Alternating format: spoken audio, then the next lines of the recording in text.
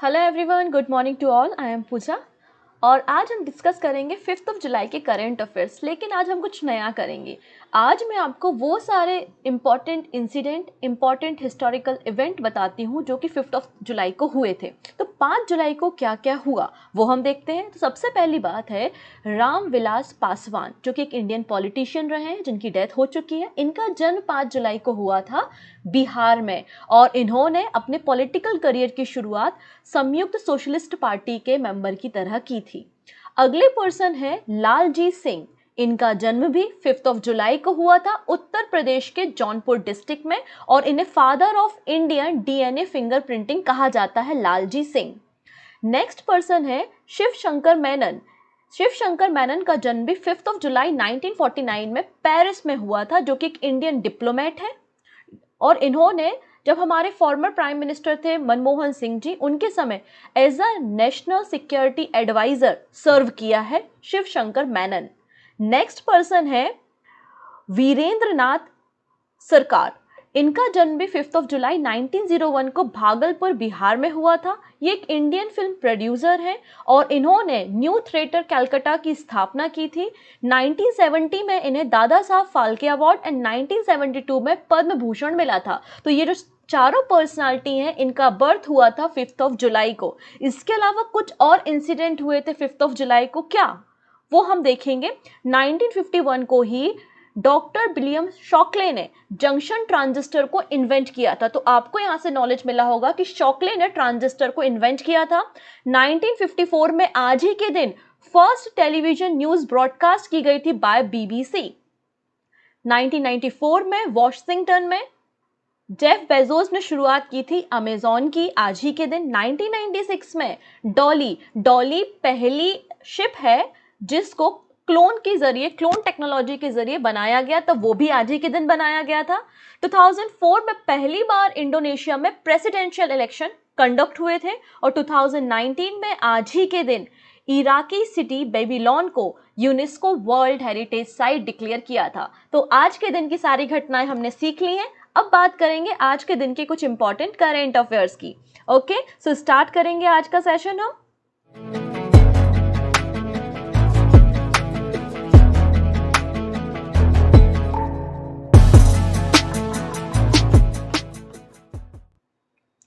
अगर आपको आज की क्लास की पीडीएफ लेनी हो तो परचम का टेलीग्राम ज्वाइन करेंगे और टेलीग्राम से आपको करंट अफेयर्स की पीडीएफ मिल जाएगी, आप उसे वहां से डाउनलोड कर सकते हैं।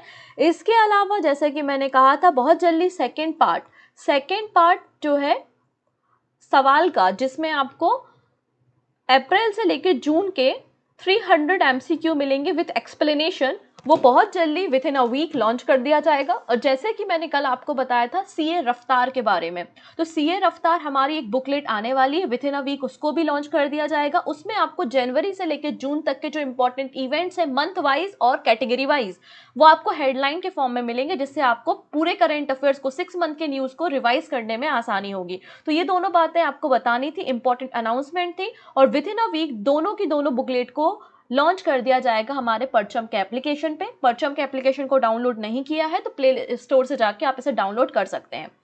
कल मैंने YT पर हिस्ट्री प्लेलिस्ट में एक वीडियो अपलोड किया था, which is Indian council act 1909। इस पे मैंने एक शॉर्ट वीडियो भी बनाया था, आई थिंक आप लोग ने देखा होगा। तो अगर आपने नहीं देखा है तो आप उसे देख सकते हैं। मैंने सारे जो इंपॉर्टेंट पॉइंट्स हैं इंडियन काउंसिल एक्ट 1909 के उस वीडियो में कवर किए हैं। सो स्टार्ट करते हैं। सबसे पहले है 23rd समिट ऑफ SCO। तो इंडिया होस्ट कर रहा है 23rd summit of Shanghai Cooperation Organisation, virtually इसको होस्ट किया है हमारे प्राइम मिनिस्टर नरेंद्र मोदी ने। SCO की जो थीम है वो है टूवर्ड्स अ सिक्योर SCO। यहाँ पर जो सिक्योर वर्ड है इसका अपने आप में एक मीनिंग है जो अपकमिंग एग्जाम के लिए बड़ा इंपॉर्टेंट हो सकता है। तो सिक्योर का मतलब है security, economic development, connectivity, unity, respect for sovereignty and territorial integrity and environment protection. तो आपको इस सिक्योर का फुल फॉर्म याद रखना है। इस समिट को अटेंड किया है SCO के मेंबर्स ने, मतलब China, Russia, Kazakhstan, Kyrgyzstan, Pakistan, Tajikistan and Uzbekistan ने। ऑब्जर्वर स्टेट रहे थे Iran, Belarus and Mongolia and guest of the chair थे तुर्कमेनिस्तान। तो ये आपको बातें याद रखनी है अबाउट द एससीओ समिट। अब कुछ 2-3 इंपॉर्टेंट पर्सनालिटीज है वो हम पहले देखते हैं। सबसे पहले बात करेंगे पीएम प्रसाद। इन्हें सीएमडी बनाया गया है कोल इंडिया लिमिटेड का। तो कोल इंडिया लिमिटेड के चेयरमैन कम मैनेजिंग डायरेक्टर बन चुके हैं पीएम प्रसाद। इसके पहले सीसीएल मतलब मैनेजिंग डायरेक्टर के रूप में काम कर रहे थे सेंट्रल कोलफील्ड लिमिटेड में। अगर मैं कोल इंडिया लिमिटेड के बारे में बात करूं तो एक पब्लिक सेक्टर अंडरटेकिंग है। ये ministry of coal government of India के अंदर काम करता है। इसे 1975 में कोलकाता में बनाया गया था और ये वर्ल्ड की largest state own coal producer है। नेक्स्ट बात करेंगे हम एफएओ। एफएओ क्या है हमारा? Food and agriculture organization. तो चाइना के Qu Dongyu reelected unopposed as a head of FAO. तो यहाँ पे चाइना के पर्सन है जिनका नाम है क्यू डोंगयू, जो कि ऑलरेडी एफएओ के चेयरमैन थे या हेड थे, इनको वापस से रीअपॉइंट कर दिया गया है। The head of the UN food and agriculture organization Qu Dongyu was reelected for the second term as the head of UN agency. अब यहाँ पे जो एफएओ के डायरेक्टर होते हैं वो मैक्सिमम 2 कॉन्जिक्यूटिव टर्म तक ही अपने ऑफिस को होल्ड कर सकते हैं। तो इनकी रीअपॉइंटमेंट हो गई है, मतलब दूसरा टर्म शुरू हो गया है। आने वाले समय में इनको वापस से रीअपॉइंट नहीं किया जाएगा। एफएओ क्या है? यूनाइटेड नेशन की एक बॉडी है जो पूरे वर्ल्ड में इंटरनेशनल लेवल पे हंगर को डिफीट करने के लिए कोशिशें करती है। वर्ल्ड फूड डे हम 16 अक्टूबर को मनाते हैं क्योंकि 16 अक्टूबर को 1945 में ही एफएओ का फॉर्मेशन हुआ था, फूड एंड एग्रीकल्चर ऑर्गेनाइजेशन बना था। Okay, it is one of the UN food aid organisation based in Rome, Italy. Its sister bodies are World Food Program and the International Fund for Agriculture Development. Okay. Next बात करेंगे नाडा। नाडा India, नाडा का मतलब होता है national anti doping agency.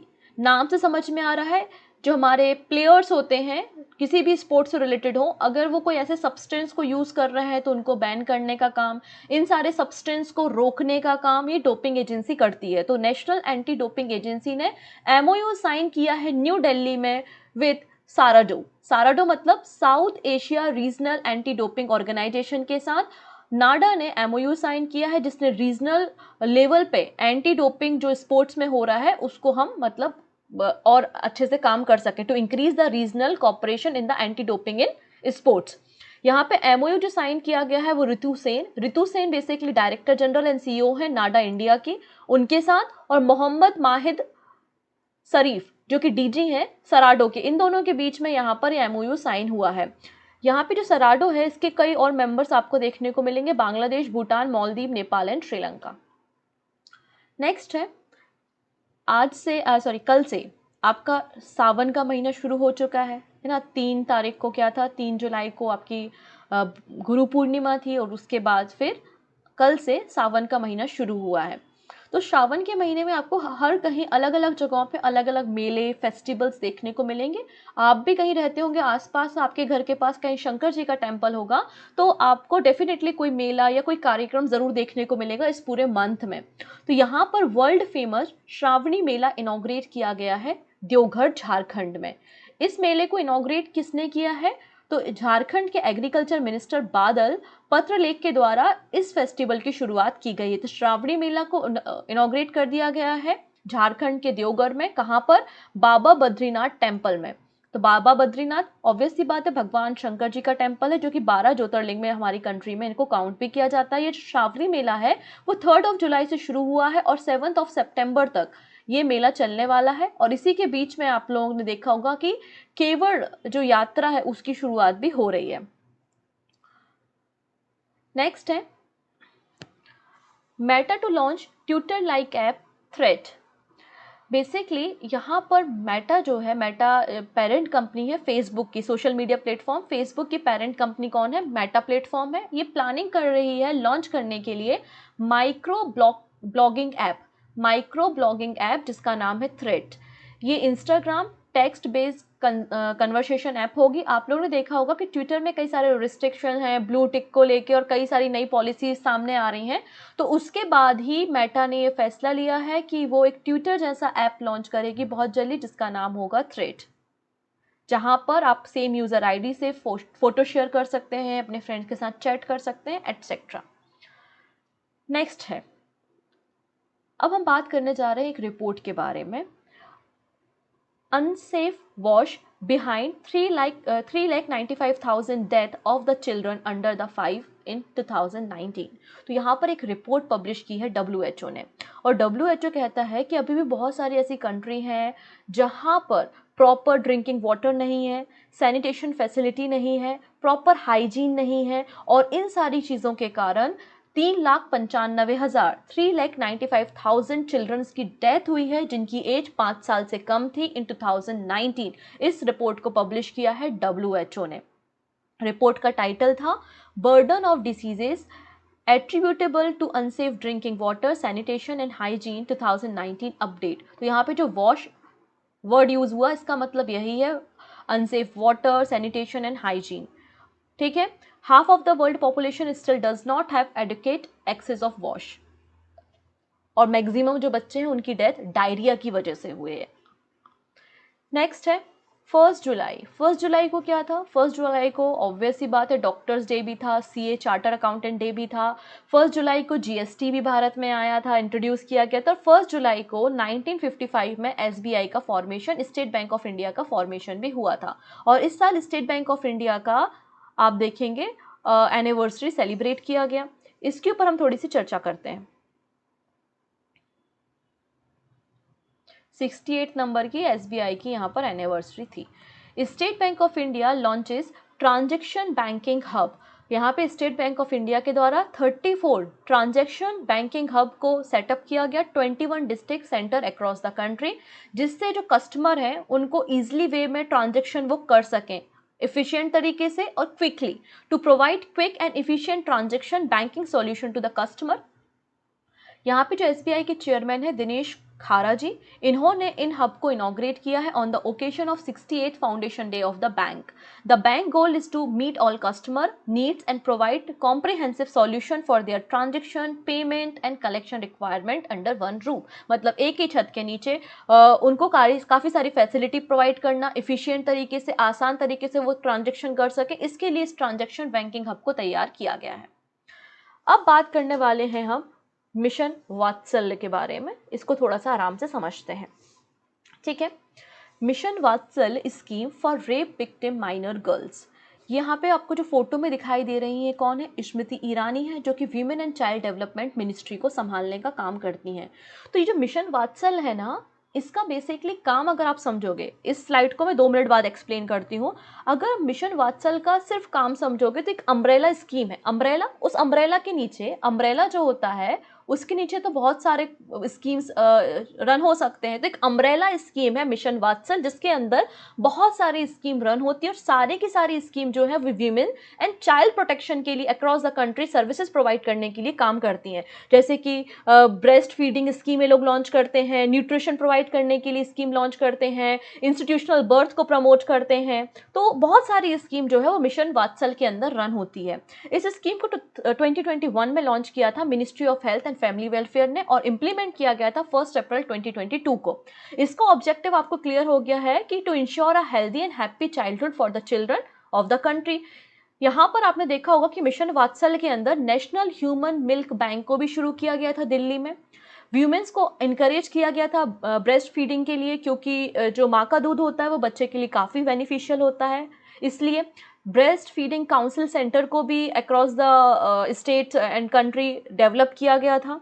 Mission वात्सल्य is brought for the better health of the baby and women's. तो basically बच्चों की और महिलाओं की बेटर हेल्थ के लिए काम करती हैं। जो हमारा 2021-2022 का बजट था उसके लिए 900 करोड़ रुपीस भी मिशन वात्सल्य में दिया गया था, और इसका मकसद जो है वो जो इन्फेंट मोर्टेलिटी रेट है, मतलब बहुत जन्म देने के बाद ही जो बच्चे की डेथ हो जाती है, उसको रिड्यूस करना भी इस मिशन का मकसद है। तो आपने देखा कि मिशन वात्सल्य बेसिकली एक अम्ब्रेला स्कीम है जिसके अंदर बहुत सारी स्कीम्स रन होती हैं। अब एक और नई चीज़ मिशन वात्सल्य में एड ऑन कर दी गई है, और वो बात की जा रही है रेप विक्टिम माइनर गर्ल्स। तो होता क्या है कि कोई गर्ल है जो कि माइनर है, मतलब 18 साल से कम है, और उसका रेप हुआ है, और रेप होने के बाद अगर वो प्रेग्नेंट हो गई है, तो उस केस में क्या होता है, कई बार उसकी फैमिली वाले उसको छोड़ देते हैं, अबेंडेंट निकाल देते हैं। तो उसके बाद वो बच्ची कहाँ जाए? अभी तो वो माइनर है, 18 साल से कम भी है, ऊपर से अगर प्रेग्नेंट भी है, तो उसके शेल्टर, उसके फूड, उसकी लीगल एड की जिम्मेदारी तो सरकार की ही बनती है। इसलिए मिशन वात्सल्य स्कीम के अंतर्गत रेप विक्टिम माइनर गर्ल्स को यहाँ पर इंक्लूड किया गया है।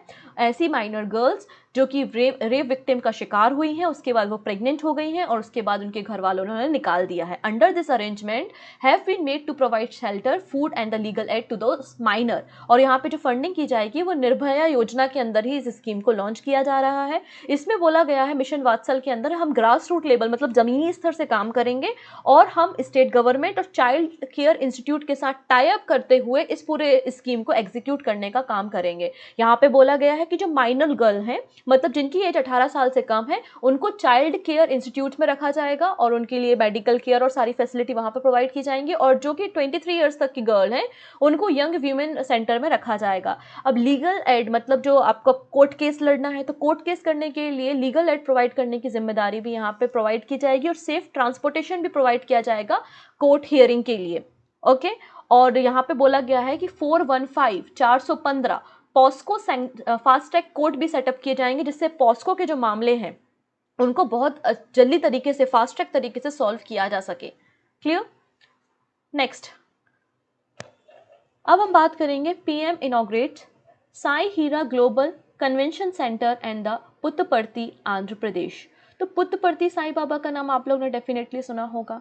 अगर नहीं सुना तो मैं बता देती हूँ कि जो श्री सत्य साईं बाबा जी हैं उनका जन्म पुत्तपर्ती में ही हुआ था आंध्र प्रदेश में और कई सारे फॉलोवर्स इनके इंडिया में भी और ऑल ओवर द वर्ल्ड फैले हुए हैं और कई लोग यहाँ पे विजिट करने आते हैं। तो यहाँ पर एक ग्लोबल कन्वेंशन सेंटर को इनॉग्रेट किया है आंध्र प्रदेश में प्राइम मिनिस्टर मोदी ने।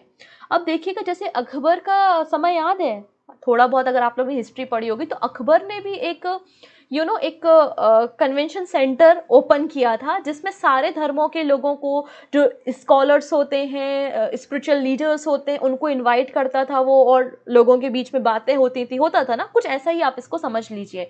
Sai Hira global convention centre will become the focal point for the discussion on the spirituality and educational programme involving scholars and expert. इसकी जो थीम है प्रोग्राम की वो है exercise and motivation. Okay, next है Narendra Singh Tomar inaugurated international hostel Madhumas at IARI। अब हो क्या रहा है समझो, ये जो IARI है मतलब इंडियन एग्रीकल्चर रिसर्च इंस्टीट्यूट, पहले बिहार में था अभी नई दिल्ली में है। इसको पूषा इंस्टीट्यूट के नाम से भी जानते हैं।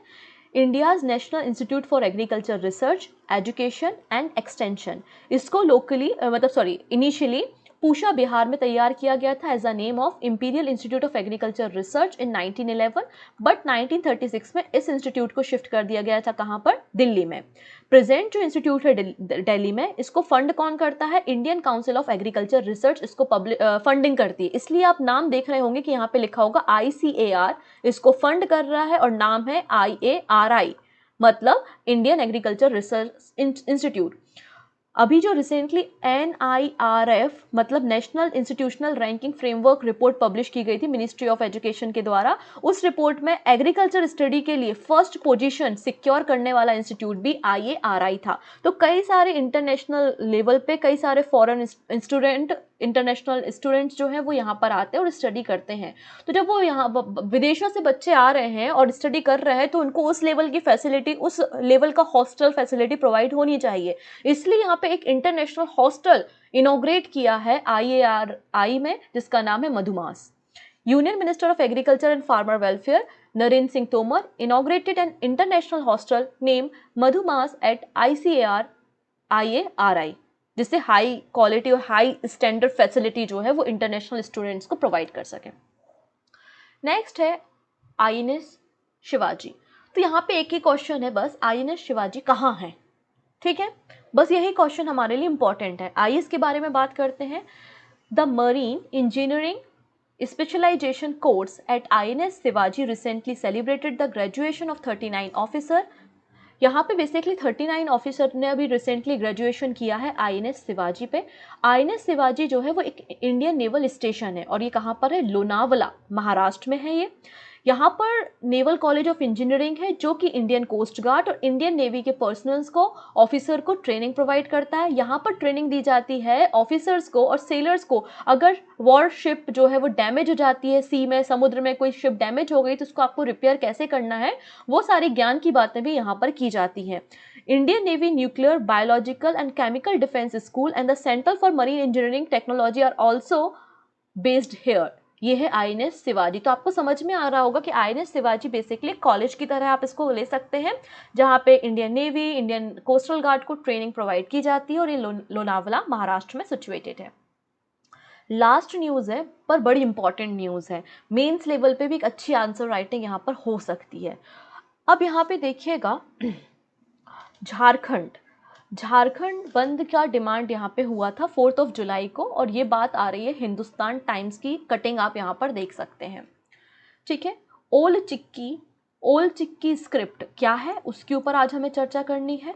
आज हम हुल दिवस के ऊपर चर्चा करेंगे। हुल दिवस क्या है, हम संथाल के बारे में बात करेंगे, और कुछ और बातें आपको यहाँ पे सीखने को मिलेंगी। तो इस पूरे टॉपिक को आप करंट अफेयर से भी लिंक कर सकते हैं, आपकी हिस्ट्री से भी लिंक कर सकते हैं, स्टैटिक्स से भी लिंक कर सकते हैं, और पॉलिटी की भी कुछ बातें होंगी तो पॉलिटी से भी लिंक कर सकते हैं। तो काफ़ी कुछ यहाँ पे है। बेसिकली जो हुल बाईसी ग्रुप है उसने झारखंड बंद की डिमांड की थी to protect the Santhali language. Basically इन लोगों की 4 डिमांड है, जिसके कारण अब 4 डिमांड लगातार लंबे समय से कर रहे हैं, पर झारखंड गवर्नमेंट ने कोई भी एक्शन इस पे लिया नहीं, जिसके बाद इन्होंने यहाँ पर झारखंड बंद की डिमांड की। तो झारखंड बंद की डिमांड इन्होंने क्यों की, तो ये लोग चाहते हैं कि जो संथाली लैंग्वेज है, संथाली जो लैंग्वेज है उसको एक ऑफिशियल लैंग्वेज का स्टेटस दिया जाए। क्या डिमांड इनकी, कि संथाली लैंग्वेज को ऑफिशियल लैंग्वेज का स्टेटस दिया जाए, संताली भाषा में अलग अलग बुक्स, नॉवल, लिटरेचर पब्लिश किया जाए, और जो संथाली टीचर्स हैं उनको भी रिस्टोर किया जाए। ये कुछ ऐसी डिमांड इन्होंने रखी हैं।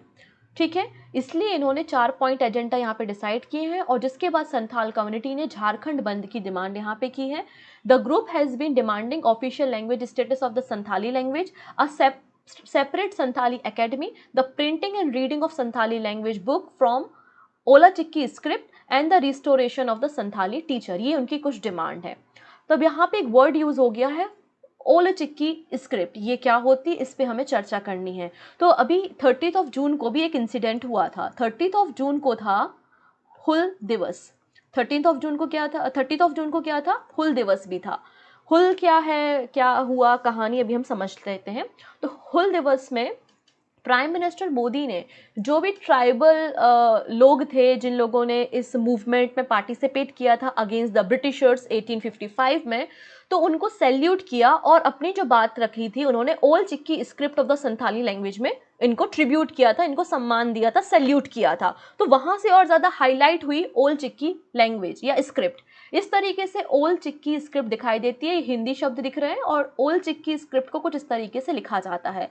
इस स्क्रिप्ट को क्रिएट किया गया था 1925 में क्रिएट किया गया था, और क्रिएटर कौन है, रघुनाथ मुर्मू है। रघुनाथ मुर्मू ने ओल चिक्की स्क्रिप्ट को क्रिएट किया है 1925 में, और एक राइटर है, टीचर है, मयूरभंज स्टेट ऑफ ओडिशा से। In India as a way to write Santhali a Munda language. Ol Chiki को ओल सिमिन, ओल चिक्की, ओल और संथाली अल्फ़ाबेट्स के नाम से भी जाना जाता है। It was created as a way to promote Santhali culture. इस स्क्रिप्ट को पहली बार 1939 में पब्लिश किया गया था मयूरभंज स्टेट के एग्जीबिशन में। ठीक है, मुर्मू जी ने 150 बुक्स संथाली लैंग्वेज में लिखी हैं, जो कि ओल चिक्की स्क्रिप्ट में लिखी गई हैं। इसमें कई सारी novel, drama, grammar book, dictionary, कई सारी बातें यहाँ पे हैं। Santhali is also written with the Latin, Oriya, Bengali and Devanagari alphabets. Basically Santhali language को संथाल जो ट्राइब के लोग हैं वो बोलते हैं। Basically Jharkhand, West Bengal state of northern India and northern western में आपको बांग्लादेश, ईस्टर्न नेपाल और भूटान में आपको कुछ एरिया में संथाली लैंग्वेज को बोलते हुए लोग दिखाई देंगे।